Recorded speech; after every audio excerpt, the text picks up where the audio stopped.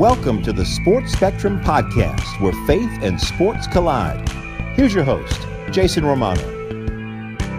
This is episode number 84 of the Sports Spectrum Podcast. Hi, everyone. Welcome to the show. My name is Jason Romano. It is a pleasure to have you joining us wherever you are listening to this podcast, whether it's Apple, iTunes, Google Play, Stitcher, YouTube, wherever it is. We appreciate you tuning in and checking us out here at the Sports Spectrum Podcast. And as always, our content, all of it, is found on sportspectrum.com, where we give you a daily devotional every single morning at 6 a.m. to start your day in the Lord. And of course, you can partner with us for just $36 at sportspectrum.com and become a member and help fund all of the great content that we give to you and we provide for everyone for free, including this podcast, including sportspectrum.com and all the articles and videos there, as well as things like Football Sunday, where we had 2,000 churches carrying an amazing outreach video for NFL players sharing their faith. So thank you so much for all that you do to help support Sports Spectrum, and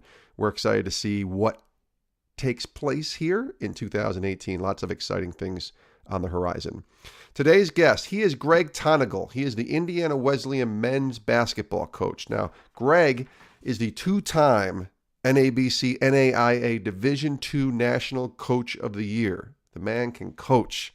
And in 2014 and 2016, the NAIA Division II National Champions were the Indiana Wesleyan basketball team that Greg Tonagel is the men's basketball coach, the head coach of.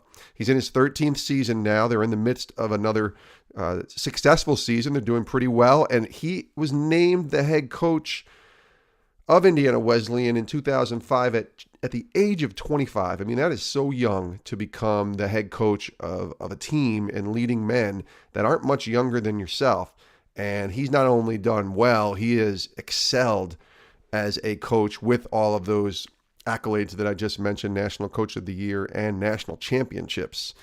He's a former point guard with Valparaiso. He played college basketball, Division I. He was part of March Madness, and we talk about one of his amazing moments that he had during his playing days at Valparaiso. But we also talk a lot about philosophy of coaching. We talk about biblical philosophy. Greg is an outspoken follower of Christ, and Indiana Wesleyan does things a little different, I think, in the way that he coaches them and the way that they kind of adopt this motto of being third, which we'll talk about, and the idea of discipline in not only your basketball career and your sports career and your athletic career, but discipline in the Lord.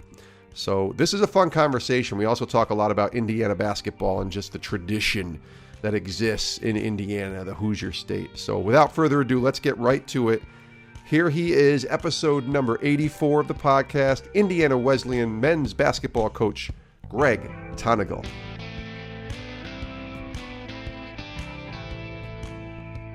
Welcome, Coach. Hey, thanks for having me. Excited to be here. Yeah, it's good to talk with you. Now, we'll get into your current job and talking about what it's like to be coaching at Indiana Wesleyan and some of the different things that go with that. But I want to talk about something I came across in just doing my research. So you played your college basketball at Valparaiso, and we'll talk about a little bit about that time as well in your college playing career. But I came across a video on YouTube of a game from 1998 between Valpo and Belmont. And I know you know this, and that's why you're chuckling. And it had this kid named Greg Tonagel making a three-quarter court shot to win the game at the buzzer. And I just thought it would be fun to start with that because as kids, I played basketball a little bit in high school and certainly a little bit in at a community college. So I love to play ball, and you dream about making a three-quarter court shot. I mean, you could practice it for hours at the gym and still miss it. And you make this shot, you get mobbed. And I just want to go back to that moment and what that was like for you. What do you remember about that game? Yeah, I've got two memories right now, and unfortunately, they're not the greatest. The first is, I'm a coach now, so I was the one that let my man go by me to tie the game up with about 5 seconds to go. So it was only appropriate that I had to make a play after that. And then after I made the shot, I was on the bottom of a major pile for what felt like 5 minutes. It might have only been 30 seconds, but it was a rather scary moment. But once I got out from that thing, celebrating with my teammates is something I'll probably always remember. I mean, the moment you hit the shot and you get mobbed. I mean, what are you doing underneath that huddle? Are you excited, or are you just closing your eyes and just waiting until everybody kind of comes off you? I was literally, yeah, just waiting for everybody to get off me because I still didn't believe it went in at that time because I actually went back the next day. We were messing around with the teammates and I couldn't throw it that far because adrenaline was going and I just kind of launched it and we were messing around and I couldn't even do it. So at that moment I was surprised it went in and also scared that everybody was jumping on top of me. Well, that is, we're coming up on March Madness here, and that's, what those moments are like when you see the March Madness highlights, especially, on CBS or TBS, and they show those buzzer beating shots. And you got to be a part of not only hitting that 3/4 court shot, but you got to play in 4 NCAA tournaments with Valpo. Tell me the experience and just being able to play and be a part of March Madness. Yeah, it was Valpo really set me up for a lot of things, and I grew up 30 minutes from there. Went to high school nearby, and Bryce Drew, who you're probably familiar Oh, with, yeah. was an idol of mine growing up. He used to come to the LaPorte FCAs and speak, and so when the opportunity came to go to Valpo, it was a no brainer for me. I wanted to play for a Christian coach, and I got that in Coach Homer Drew at the time, and I also got to play for Scott Drew because Homer retired after it was actually my senior year. He retired, and I ended up playing 6 years. Kind of funny story.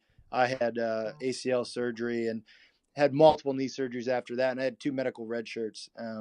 So during that time, I was kind of in and out. But like you said, everybody wants to be a part of March Madness, and we had some really good teams during those times and opportunities to extend into postseason and gave me great experience, stuff I lean upon now as I'm coaching.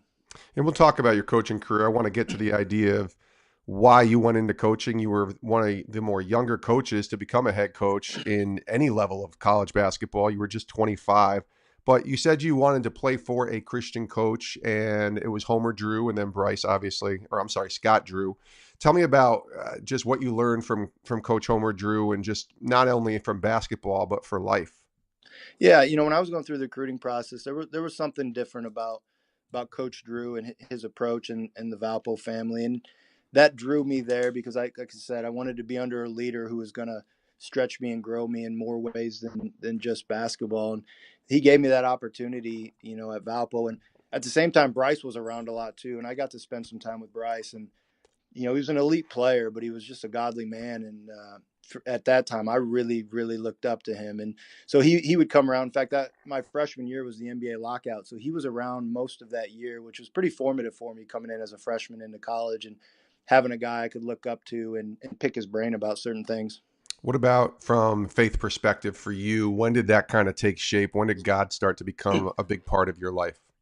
Yeah, I was blessed. Grew up in a Christian home with a godly family, but I always loved 2 things. I love basketball and I love God, but unfortunately, I would say it was in the order of basketball first and God second. I was extremely competitive, and I think I learned early on I could maybe control or manipulate my identity by how I played. And if I played well, then success followed. If I played bad, maybe some insecurity followed. And as I walked into college, I was kind of grappling with that. On one hand, I was telling God I loved him. On the other hand, I was pursuing an identity in basketball. And eventually God said, you know what, I'm going to remove basketball. And it came through the form of an injury, which for me at that time was probably one of the most difficult things I've ever been through because basketball had always been my source of identity. It was always there. And I have this injury and I don't really come back like I'm supposed to. And in about 2 years, I sat out, and it was a time of searching. It was a time of kind of wandering. People on campus, I felt like obviously weren't recognizing me for my accomplishments anymore. And I had to ask, who is my identity and where is my identity? And about that same time, God was so faithful to bring a man into my life. He was a local pastor, and he just grabbed me one morning and said, hey, I really feel like I'm called to disciple you. And we began that process, and God filled so many holes during that time and really started to teach me about my identity. And then when it was time to come back on the court, I kind of had that proper order of God first and then basketball second. And I didn't know it at the time that I was going to go into coaching. I didn't go into college wanting to go into coaching, but through that injury, I really developed a heart for my teammates and saw how ministry could happen, even while sitting on a bench. I think my focus was on my teammates. Opportunities came, and I started to see the two, that basketball could become a ministry, and God began to kind of put those two in order. And I ended up graduating from Valpo. I jump in and start coaching there in a director of basketball operations role. and loving the opportunity. Love the college age kids. It's such a transition period of their life. I think a lot of them are asking questions and searching, and Hmm. just gave me an opportunity to explore with them. And then about that time, the job opened up at Indiana Wesleyan. And I had a younger brother here who was a sophomore at the time, and I'd never visited because our seasons were always on top of each other. And he told me, "Hey, you should apply for this job." And I thought, "Well, you're crazy. They're not gonna hire me. I don't have any experience. I'm 25." But Homer Drew really was the reason I got the job. He got on the phone, and his voice, was pretty big in the state of Indiana. And they took a risk, and I'm forever thankful for that opportunity to have this job, because it truly is a ministry, and it mixes my two passions of sport and basketball and faith. Well, it was the right decision. We'll say that. I mean, 2014, 2016, you win the NAIA Division II National Championship. You're the two-time NABC NAIA Division II National Coach of the Year. So it's working out pretty well. But I wonder, because you're still very young. You're only in your late 30s, mid to late 30s. I wonder at the age of 25, your brother telling you to apply for this job, and you're thinking that's crazy. But was coaching something that you always wanted to do, especially after you finished your basketball career? Not really at that time. I think sometimes you get, basketball's a long season, and having injuries and being in the game for 6 years, I was kind of burnt out, and I didn't know what exactly I wanted to do, but I knew God was calling my heart towards ministry. And I had looked at different avenues for ministry. I did a youth ministry. I spent some time at a church. I was thinking maybe going into teaching. I didn't know, but I knew my heart wanted to serve the Lord. And then God kind of gave me back my passion for basketball. And I was kind of wrestling with, well, how do you reconcile the two? Can basketball become a ministry? And Mm. I think over time, God began just to piece those two together. And then I got to Indiana Wesleyan, and trust me, I didn't have the answers by any means, but he put the right people in my life. I've got assistant coach who's been with me almost all of the 13 years. And we just kind of begin to explore and give it over to God. And every year we feel like he teaches us something new and gives us a new pattern or a different method. And we're exploring this ministry thing with open hands and open heart. And it's been an incredible journey.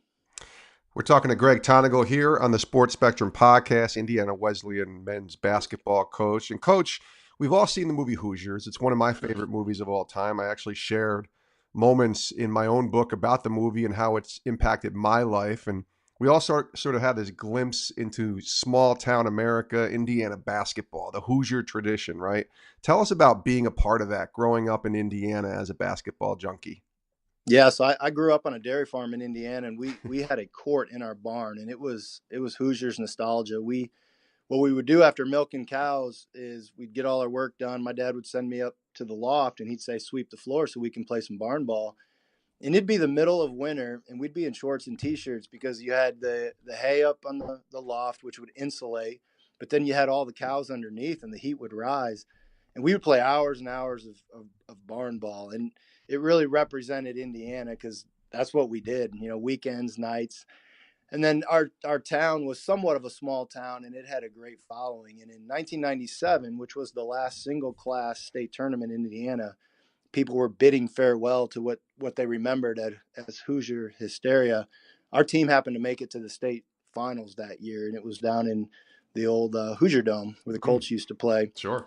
And there were 28,000 people at that high school game. And not because they were watching us, but they were bidding farewell to high school basketball. And I remember walking out into the Hoosier Dome and looking up, and it was almost like an NFL game. I mean, it was crazy how many people were there. And at that moment, I didn't realize it. But as I look back now, realizing, what a gift it was to be a part of basketball in the state of Indiana. I just think about, I even think I remember this because I think ESPN might have covered this story and did like a piece on it because it was such a big deal for the state of Indiana, wasn't it?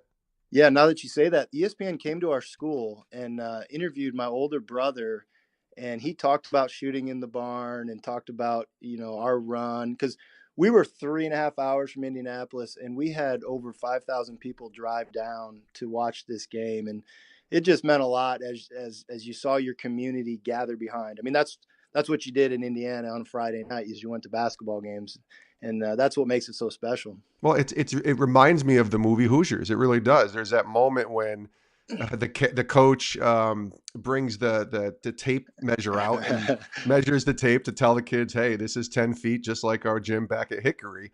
But it sounds like that's what it was. Like you're going from this small town to this giant Hoosier Dome where football games are played and playing a basketball game.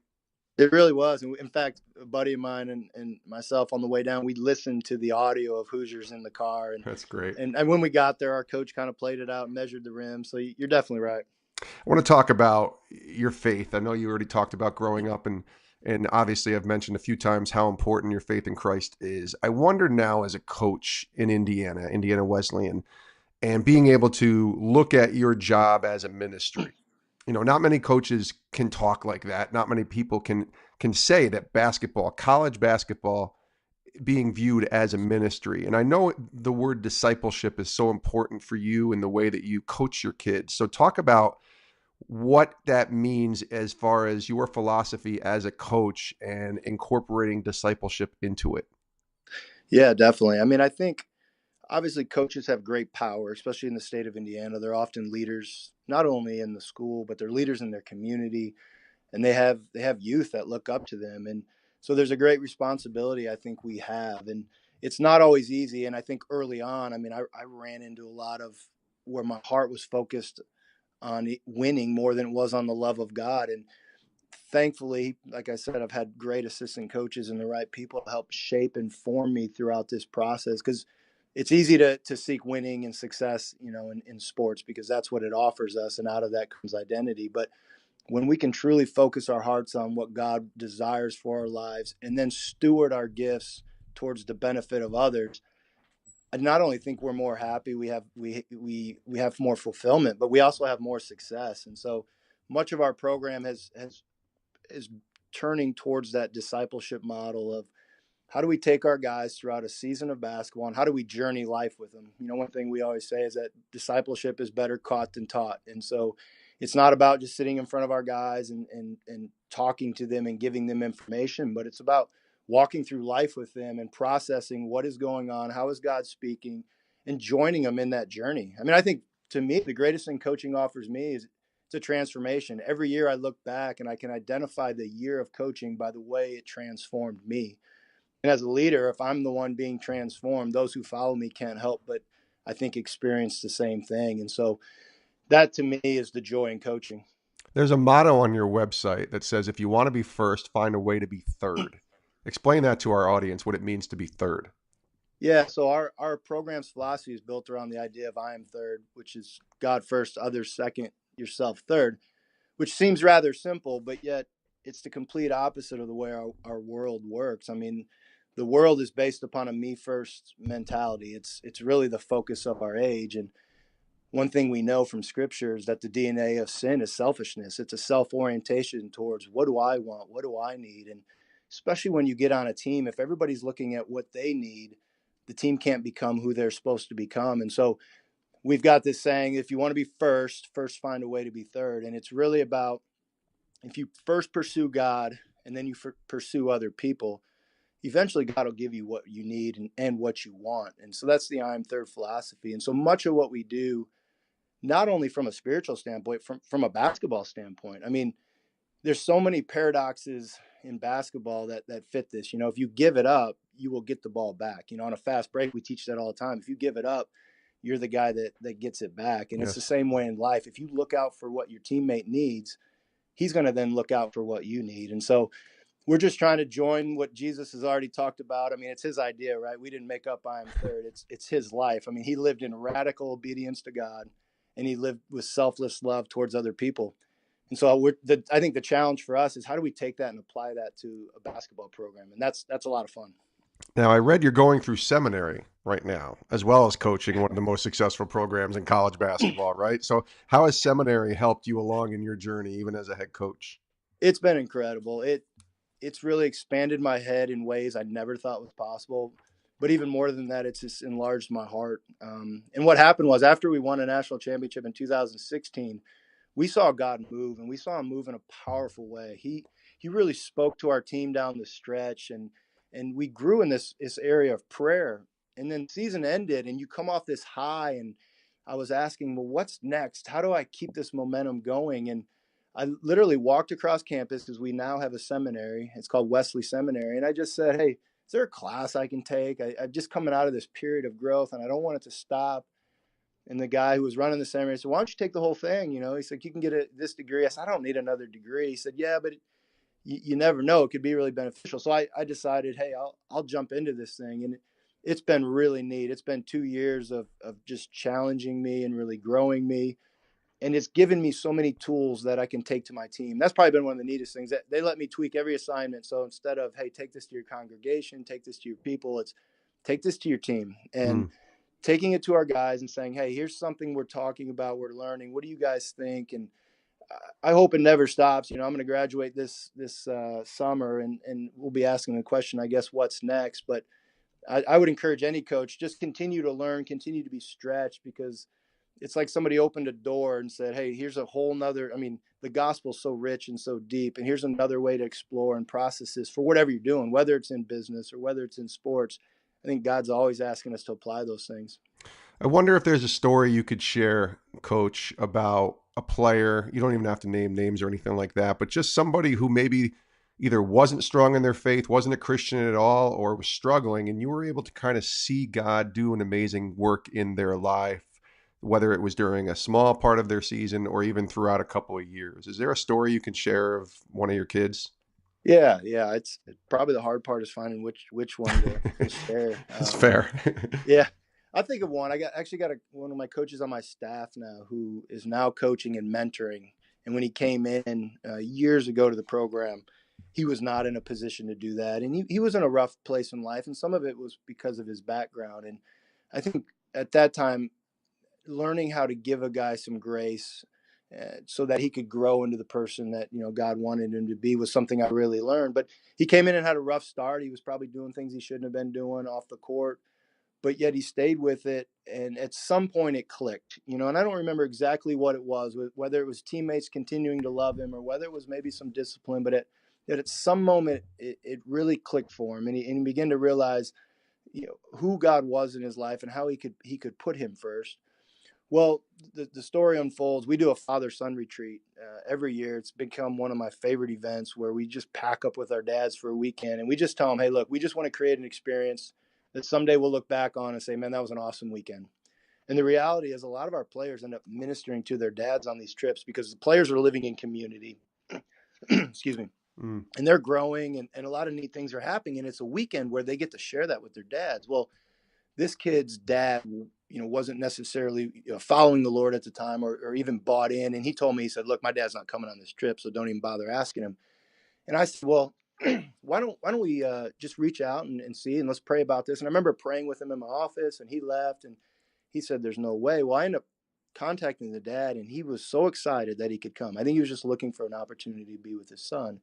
So we spend the weekend, and at the end of the weekend, we're challenged by one of our speakers. Hey, why don't we pray as fathers and sons? Which seems rather simple, but for whatever reason, doesn't happen very often with us and our dads. I don't know why it is, but sometimes even with my own dad, I kind of feel a little pushback on myself about maybe joining certain levels of intimacy and spiritual things. Yeah. But anyways, this kid ends up praying with his dad for the first time. And we walk away from this trip, and he just says, I've never prayed with my dad. I didn't even know my dad, where he was on the spectrum. And it was a great encouragement for him. And since then, this kid has grown to just new levels. And for me this year, to watch him as an assistant coach now, there's a kid on our team who's kind of walking down that same road. And there's times where I'm saying, man, what do we do with this kid? And he's like, I've got him. And he's stepping into his life. He's speaking truth. He's basically walking him through what he had walked through. And that's the pattern of the gospel, right? When the gospel changes us, we turn and then use that to help change other people. So it's been a great encouragement to me. That's a great story. Really appreciate you sharing that. Greg Tonagel, Indiana Wesleyan men's basketball coach. Just a couple more minutes here on the Sports Spectrum podcast. I want to ask you about a couple of specific topics in how it relates to your job as a coach, and really as a pastor. If you're going to seminary, you're kind of their pastor as well, but even as a dad and a husband and all that. So I'll just throw the words out and you tell me what that means to you. The first one is discipline. Oh man. Here's what I'm learning, and I'm learning it from a former assistant coach, is that discipline leads to freedom, which is the opposite of what we think. Sometimes we approach scripture, and I know I did this for so long, and I'm trying to get my guys to change their perspective. We approach it like it's prohibition. What does God not want me to do? What is God against? And the reality is, all of scripture is an invitation. It's an invitation to to the presence of God in our lives. And so as we discipline ourselves, I think we're invited into a relationship of freedom. Next one is serving. What's it mean to serve the Lord and serve others? Man, I kind of mentioned this earlier. The DNA of sin is selfishness. I think even in my own marriage, I think, man, how many times do I do something because I want it to benefit me? But when I can truly live the other-centeredness life that Jesus Christ lived, then I can begin to be a benefit to other people by giving, not because I want something back, but I truly do want to serve them. You've mentioned it a few times, identity, the struggle with identity, especially for young people. What's that look like?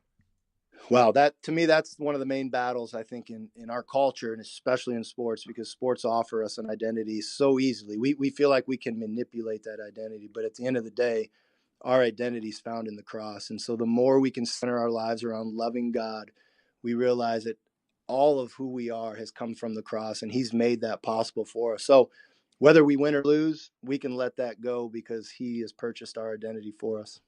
Last one. How about adversity? What that looks like?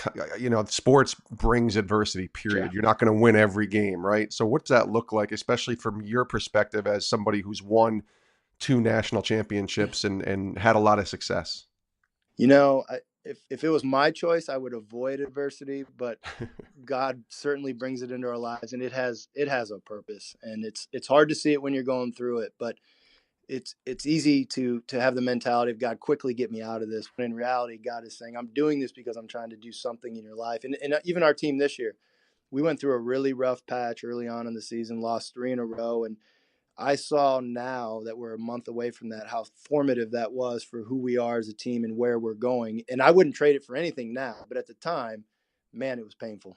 Well, I always say the plan for our lives, when we look back at what the Lord has done, is usually how we see it after we're done with it. We can't figure out the plan for our lives a lot of times looking in the future, or even when we're in the midst of it. It's always when we look back, right?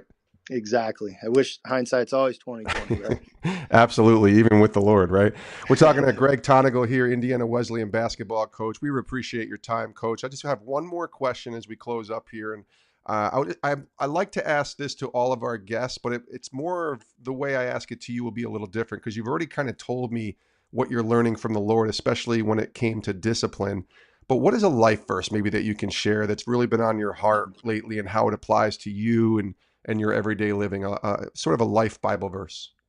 Yeah. I think when I went through my injury and I was out for a little over 2 years and really wondering what God was doing, Galatians 2:20 became my life verse. And it's Paul saying, I've been crucified with Christ, and I no longer live, but Christ lives in me. The life I live in the body, I now live by faith in the Son of God who loved me.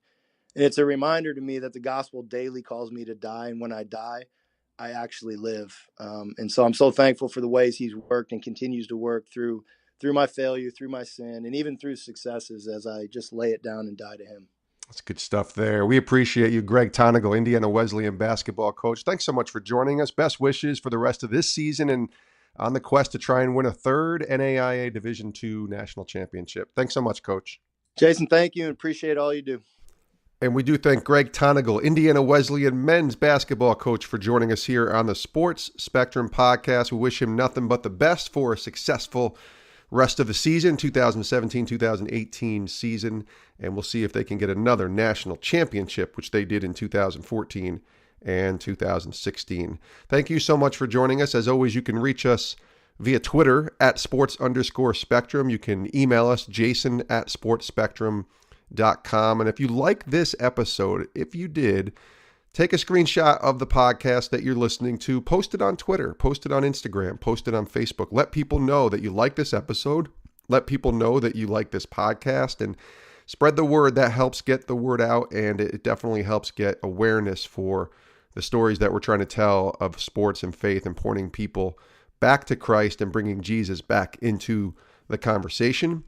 Go to iTunes, Apple Podcasts, and leave a review as well. That helps. All reviews help. They bring the awareness to the podcast, to iTunes, and it helps more people discover the stories that we're telling here of sports and faith at Sports Spectrum. Thanks so much for joining us, and we'll see you next time right here on the Sports Spectrum podcast.